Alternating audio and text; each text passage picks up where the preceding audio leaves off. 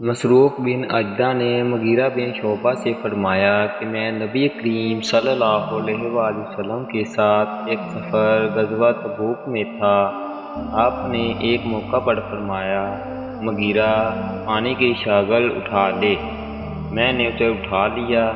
پھر رسول اللہ صلی اللہ علیہ وآلہ وسلم چلے اور میری نظروں سے چھپ گئے۔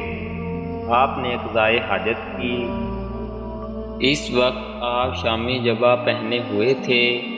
آپ ہاتھ کھولنے کے لیے آستین اوپر چڑھانی چاہتے تھے، لیکن وہ تنگ تھی، اس لیے آستین کے اندر سے ہاتھ باہر نکالا۔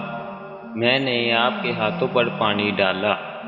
آپ صلی اللہ علیہ وآلہ وسلم نے نماز کے وضو کی طرح وضو کیا اور اپنے خفین پر مسح کیا، پھر نماز پڑھی۔